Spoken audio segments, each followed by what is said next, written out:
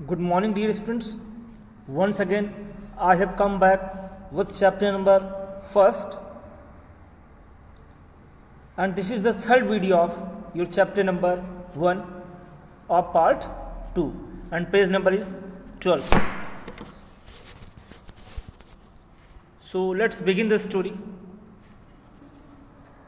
Captain Jim McPherson, I replied, and a happy Christmas to you too. तो मैंने आपको बताया था कि जो जर्मन सोल्जर्स थे वो ब्रिटिश सोल्जर से मिल रहे थे और एक दूसरे को हैप्पी क्रिसमस विश कर रहे थे, बधाइयाँ दे रहे थे। तो जो जर्मन का जो ऑफिसर था, उस तरफ का जो ऑफिसर था, उसने जो ब्रिटिश ऑफिसर थे, जो जिम थे, इनको उन्होंने क्या किया, विश किया और पूछा कि आप कौन हैं। तो ये जो ब्रिटिश आर्मी के ऑफिसर हैं वो क्या कहते हैं, उन्होंने कहा I am captain gym McPherson. इन्होंने रिप्लाई किया कि मैं कौन हूं, मैं कैप्टन जिम मैकपर्सन। इन्होंने किसको रिप्लाई किया, जो जर्मन ऑफिसर में कैप्टन थे उनको रिप्लाई किया। And a happy Christmas to you too. और जो कैप्टन जिम मैकपर्सन जो कि ब्रिटिश आर्मी के कैप्टन हैं, उन्होंने जर्मन आर्मी के जो कैप्टन थे हैंस वुल्फ को, उनको भी विश किया कि आपको भी happy Christmas. I am a school teacher from डॉसेट।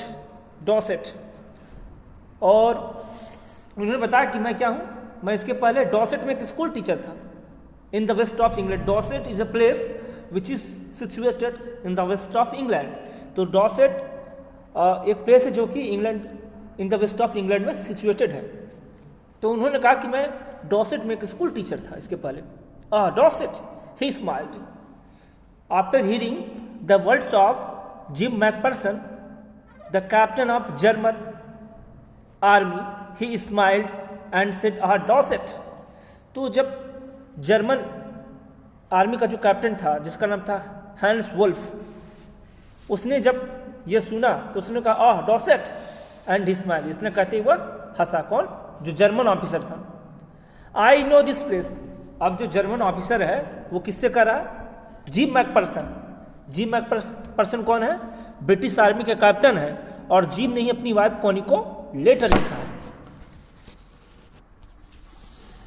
तो जो जर्मन ऑफिसर है वो कहता है I know this place, I know Dorset. वो कहता कि मैं ये जो डॉसेट जगह इसको मैं जानता हूं, I know it very well. वो कहता कि मैं इस जगह से बहुत ही अच्छे से परिचित हूं। We sold my rum ration and his excellent sauces. ये मतलब एक प्रकार का जो उनका जो खाने वाली जो फूड मटेरियल्स थे, जो फूड आइटम्स थे, उन्होंने क्या किया, आपस में एक दूसरे को शेयर किया। And we talked. और जो जर्मन आर्मी के जो कैप्टन थे हैंस वुल्फ और ब्रिटिश आर्मी के जो कैप्टन थे जिम मैकपर्सन, ये दोनों ने आपस में क्या की, खूब बातें की। Connie, how we talked. वो अपनी वाइफ को लेटर लिखते कहते कॉनी हाउ वी टॉक्ड, कैसे हमने बात किया। He spoke almost perfect English. अब जो जिम मैकपर्सन साहब है वो अपनी वाइफ कॉनी को लेटर में लिखते हैं कि जो जर्मन आर्मी का जो ऑफिसर था, जो कैप्टन था जिसका नाम था हैंस वुल्फ, वो एकदम परफेक्ट इंग्लिश बोल रहा था। But it turned out that he had never set foot in Dorset, never even been to England. Means he was speaking English in a fluent mode. वो इंग्लिश एक बहुत ही fluent mode में बोल रहा था, बहुत ही फ्लुएंसी के साथ इंग्लिश बोल रहा था। लेकिन उसने डॉसेट में कभी कदम नहीं रखे थे, वो इंग्लैंड में कभी आया नहीं था। कहते वो जो जर्मन का कैप्टन था, जर्मन आर्मी का जो कैप्टन था हैंस वुल्फ, वो परफेक्ट इंग्लिश बोल रहा था, एकदम धुआंधार इंग्लिश बोल रहा था। लेकिन वह न तो इसके पहले डॉसेट या इंग्लैंड में कभी भी आया नहीं था। इसके बावजूद उसकी इंग्लिश क्या थी, इतनी परफेक्ट थी। आई वॉज सरप्राइज्ड, मैं सरप्राइज हो गया। He had learned all new of England from school and from reading books in English. उसको इंग्लैंड के बारे में वो जो जर्मन जो कैप्टन था वो जो इंग्लैंड के बारे में जो कुछ भी जानता था उसने अपने स्कूल से सीखा था। और इसके अलावा उसने जो इंग्लिश में बुक्स पढ़ी थी उस इंग्लिश की बुक्स पढ़ने के बाद ही उसको इंग्लैंड या इंग्लिश लैंग्वेज के बारे में इतनी इन्फॉर्मेशन जानकारी थी। His favourite writer was Thomas Hardy, और वो जो जर्मन ऑफिसर था उसका फेवरेट राइटर कौन था? Thomas Hardy. ये कौन बता रहा है? ये जो जिम मैकफर्सन जो कि ब्रिटिश आर्मी के कैप्टन है, इन्होंने अपनी वाइफ लेटर कॉनी को लेटर लिखा है और उसी लेटर में बता रहे हैं कि जो जर्मन ऑफिसर था उसका फेवरेट राइटर कौन सा? Thomas Hardy. His favourite book far from the marrying crowd, और कह रहा कि उसके जो फेवरेट राइटर थे वो थॉमस हार्डी थे और उनकी जो सबसे फेमस बुक थी वो far from the madding crowd, वो उनकी सबसे फेवरेट बुक थी। So out there in no man's land we talk of Bathsheba and Gabriel Oak and Sergeant Troy and Dorset. तो उन्होंने कहा कि हम लोग बैठे थे और हम लोग उस जगह पे जो कि विवादित भूमि थी वहाँ पे हम लोगों ने बाथ साहिबा, ग्रेवियल ओक और जो सर्जियन ट्रॉय और डॉसेट, इन सब चीज़ों के बारे में हमने बात की। He had a wife and one son, और अपनी वाइफ को लेटर में लिखते हुए आगे बताते हैं कि वो जो जर्मन ऑफिसर था, कैप्टन था, उसकी भी शादी हो चुकी थी और एक बेटा था। बोर्न जस्ट 6 months एगो, और अभी 6 महीने पहले ही उसके बच्चे का जन्म हुआ था। He was born. As I looked about me there were huddles मतलब होता है ग्रुप्स, समूह, huddles of khakis and grey everywhere. तो अपने लेटर में जिम मैकफर्सन अपनी वाइफ को लिखते हैं कि जहाँ कहीं भी मेरी नज़र जा रही थी वहाँ पे जो खाकी और जो ग्रे कलर्स के जो लोग थे, जो ड्रेसेस थे, उनका ग्रुप दिखाई दे रहा था। मतलब सब जगह पे उनको खाकी और जो ग्रे कोट्स वाले उनको निशान दिखाई दे रहे थे। मतलब खाकी में कौन थे? शायद जर्मन ऑफिसर थे और ग्रे में ब्रिटिश थे, जो भी हो। Everywhere all over no man's land, सभी जगह पे उसको खाकी और ग्रे कलर के में वर्दी वाले ही निशान दिखाई दे रहे थे। Smoking, laughing, talking, drinking, eating, तो सभी लोग खा रहे थे, पी रहे थे, ड्रिंकिंग कर रहे थे, एंजॉय कर रहे थे। Hans Wolf and I sold what was left of your wonderful Christmas cake Connie. और फिर अपने वाइफ को लेटर में लिखते हुए आगे कहते हैं कि कॉनी, जो तुमने वो जो केक बनाया था, जो तुमने वंडरफुल क्रिसमस केक मेरे लिए भेजा था, उस केक को मैंने और जो जर्मन ऑफिसर, जो जर्मन आर्मी के कैप्टन थे, हैंस वुल्फ, हम लोगों ने मिलकर शेयर किया, खाया। He thought the marzipan was the best he had ever tasted. और जब जर्मन कैप्टन ने, हैंस वुल्फ ने आपके बनाए हुए केक को खाया तो उन्होंने सोचा कि जो मार्जिपियन है ये एक प्रकार का sweet covering on A cake made from sugar. तो जब उन्होंने खाया और उनको लगा कि ये अभी तक का सबसे बेस्ट केक था जो उन्होंने अपने जीवन में खाया था। आई अग्रीड, मैं भी उनकी बात से सहमत हुआ कि भाई ये केक क्या है, सबसे बेस्ट है अभी तक। We agreed about everything and he was my enemy. कह रहा कि हम लोग क्या थे, सभी बातों को लेकर एग्री थे और वो मेरा क्या था, दुश्मन था। क्योंकि जो जर्मन कैप्टन था और ये ब्रिटिश कैप्टन थे तो दोनों एक दूसरे के दुश्मन थे, युद्ध करने आए थे, लेकिन युद्ध तो हुआ नहीं। There never was a Christmas party like it Connie. वो अपनी वाइफ को लिखते कि डियर कॉनी, इस तरह की क्रिसमस पार्टी मैंने अपने जीवन में इसके पहले कभी नहीं देखी थी कि दुश्मन एक दूसरे को विश कर रहे थे, एंजॉय कर रहे थे एक साथ। Then someone I do not know who brought out a football. और कहते तभी पता नहीं किसी ने वहां पे लाके फुटबॉल रख दिया, मुझे पता नहीं किसने वहां पे फुटबॉल रख दिया। Great coats were dumped in piles to make goal posts. तो जो ग्रे कोट्स थे उनको निकालकर एक जगह फेंक दिया गया, इकट्ठा कर दिया गया, क्या बनाने के लिए, गोल पोस्ट्स बनाने के लिए।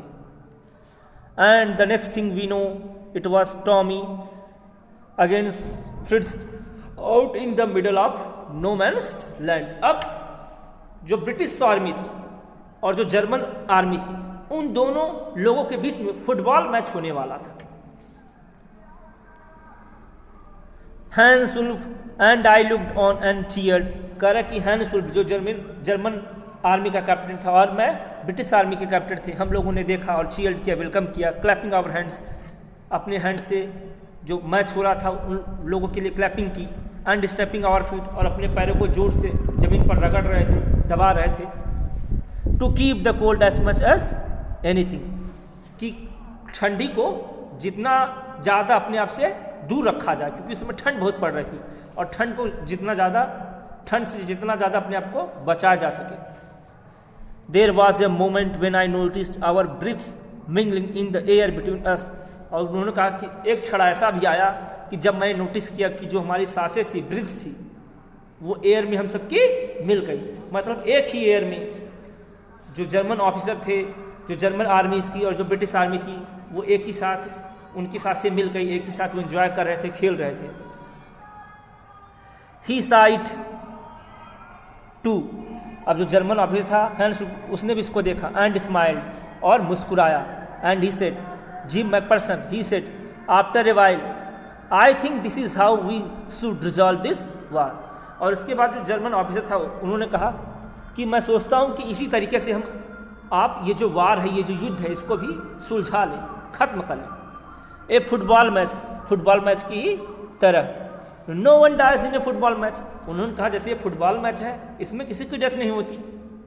नो चिल्ड्रेन आर ऑर्फन, कह रहे तो हम ये युद्ध नहीं करेंगे, फुटबॉल मैच की तरह अपने युद्ध को भी निपटा लेंगे, तो कोई भी बच्चा अनाथ नहीं होगा।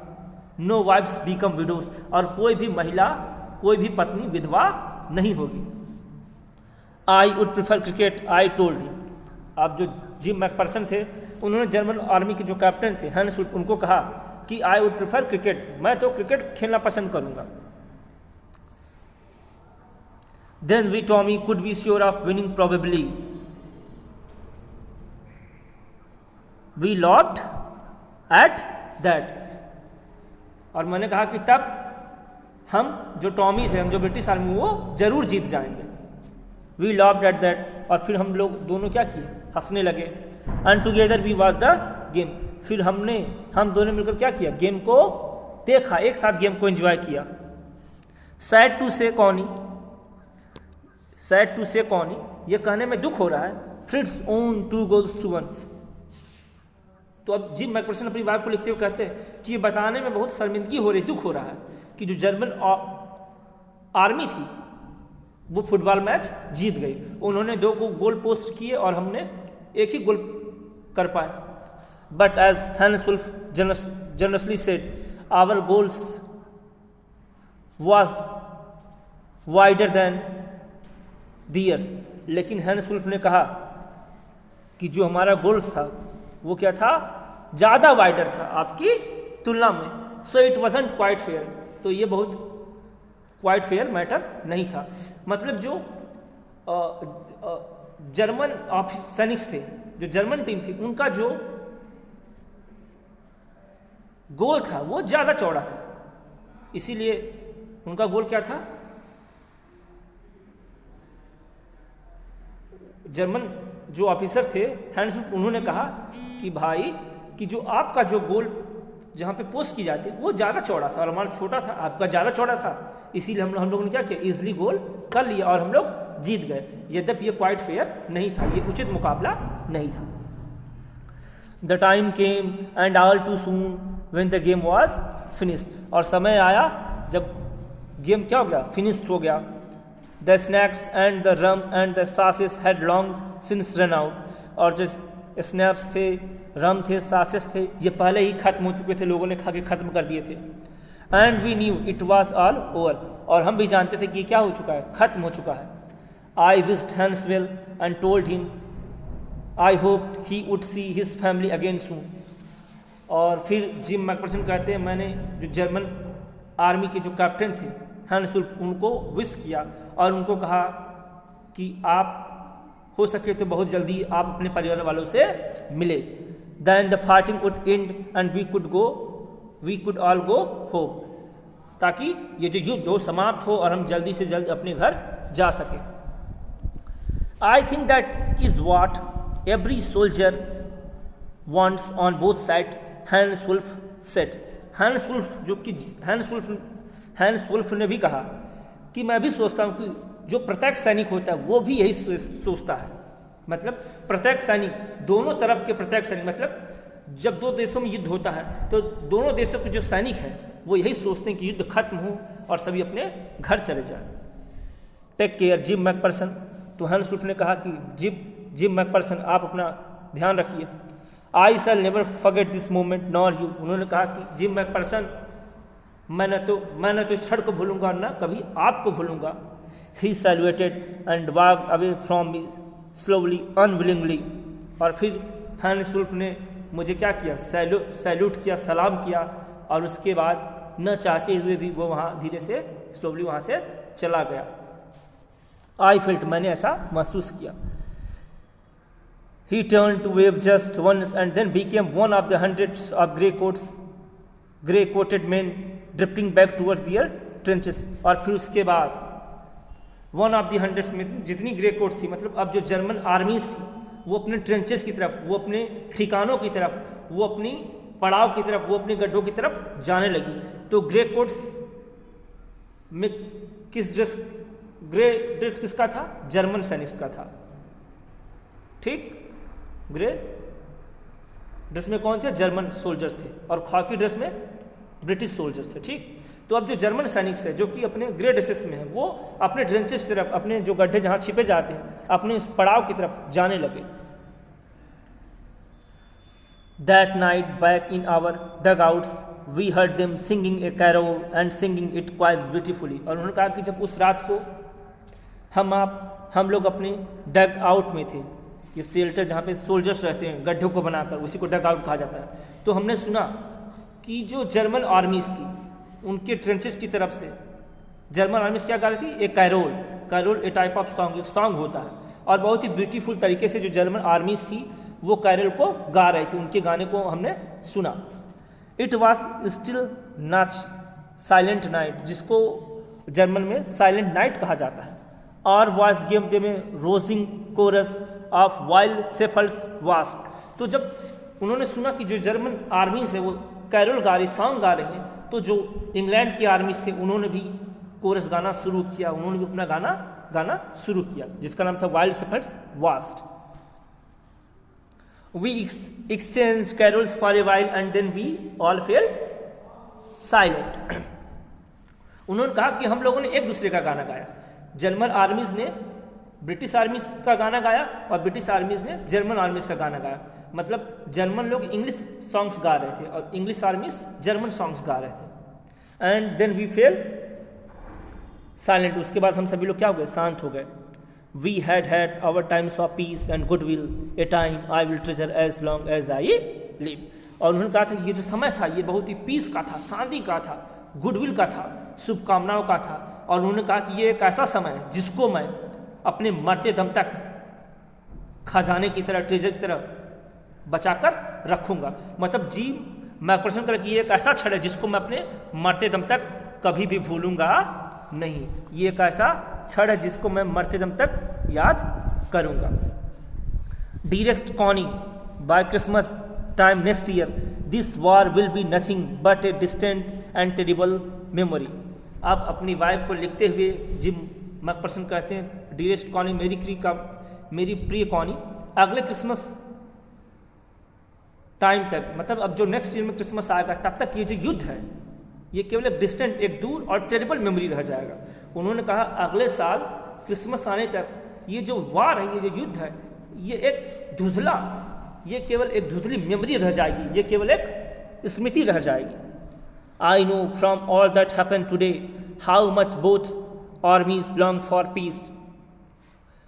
वो कहते हैं कि मुझे मालूम है कि ये जो आज ये सब जो कुछ हुआ, how much both आर्मीज long for piece, कि दोनों आर्मीज है वो कितना ज्यादा शांति चाहती, दोनों आर्मीज युद्ध नहीं करना चाहती। We shall be together again soon I am sure of it. और अपनी वाइफ को लिखते हुए समझाते हैं कि डियरेस्ट कॉनी, बहुत ही जल्दी we shall be together again soon, बहुत ही जल्दी हम और तुम एक होंगे, मैं तुम्हारे पास आ जाऊंगा। आई एम श्योर ऑफ इट, मैं इसको लेकर श्योर हूं कि बहुत ही जल्दी मैं घर वापस आ जाऊंगा। तो आज यहीं तक, थैंक यू।